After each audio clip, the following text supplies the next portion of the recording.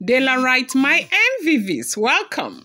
Ooni of Ife would not like this at all. Giesi elders spoke as they quickly intervened, urging Queen Naomi's Abuja royal staff to exercise patience and wait for Ooni's return.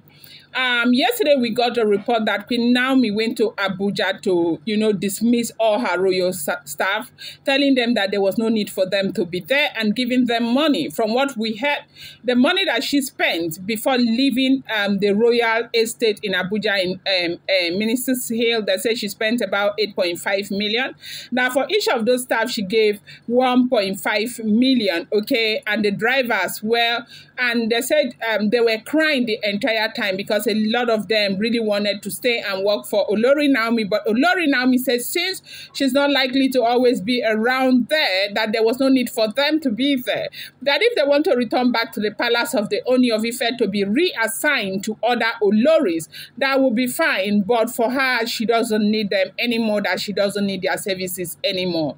And they say royal staff cried and cried and cried, even though a lot of them were really appreciative towards the fact that Naomi was very, showed a lot of love and, her, benevolence towards them was, not nothing to be compared to, okay?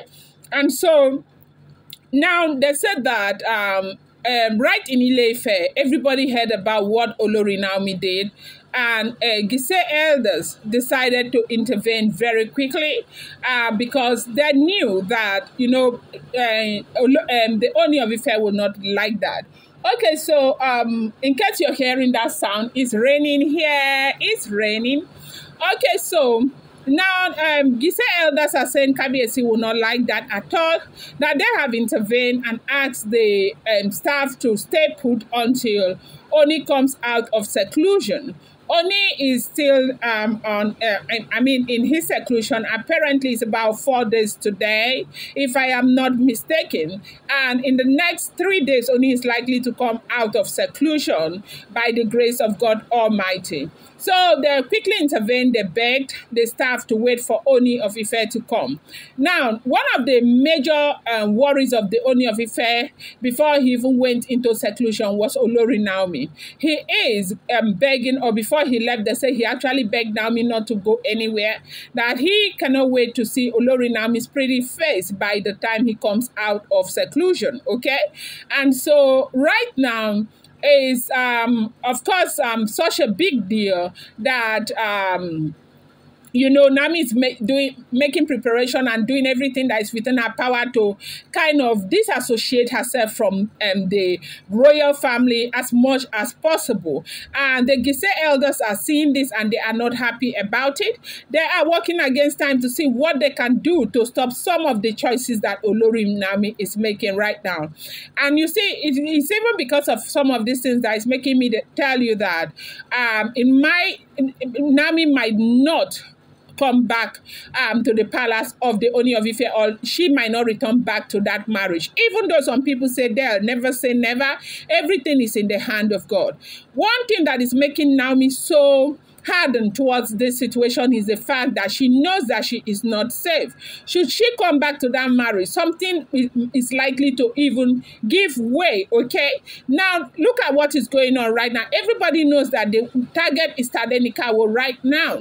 Ebony just gave birth to his child. You saw what happened. And up until now, the Lafogidi ruling house are saying that that boy is a double prince.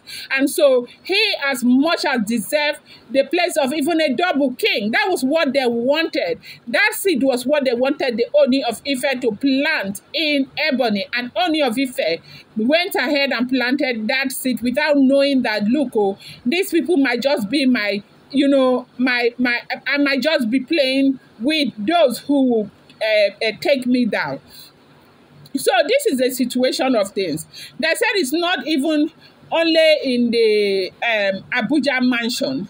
They say some of the staff royal servants who are serving in the Lagos mansion. They say Queen Naomi is making arrangement to relieve them of their duties so they can go back to the palace. So if you look at the things that Queen Naomi is doing, the choices that she is making, this is very simple. It will tell you that, look, this woman is not prepared to be part of the royal family again. At least this is what we are hearing. Welcome back to my channel. It's your girl Delaram. I bring you fresh and spicy gist from the source. And still on the royals. How are you guys doing? I appreciate you so much. I love you. A share adukwe with my people. If you're yet to subscribe, kindly go ahead and hit that subscribe button, and do not forget to turn on the notification bell, and do not forget to give this video a thumbs up. I appreciate each and every one of you so much. So now, Giesi family, who are working against time to ensure that things do not scatter in front of their eyes before Kabiyesi comes back. And even when Kabiyesi comes back, they say the Odua Traditional Court has given them the right to let go of Oloris who are not going to listen. And you know, they have the right to do it. Now, you know that in the Yoruba tradition, from what we have, Paropo will not be able to do anything to the Oloris. Like your father-in-law cannot send you out of your marital home. At least that is what they said, though, in the Yoruba tradition, that they don't do it, okay? These are not like the Igbos, where, you know, a father-in-law has that kind of right to come and do. And that is why it's been very difficult for Paropo to make certain decisions, even though he knew that if things doesn't change, these things are likely to affect the Ooni of Ife a great deal. And so Paropo was not able to do anything. But right now, with the way the Giesi family, the ruling house, has taken this, okay? They have taken it to Odua Traditional Court. And they said the Odua Traditional Court has given the Giesi family the right to push the women out, especially those who are refusing to stay in the Olori's quarters, and also take that oath that they will leave Queen Naomi alone.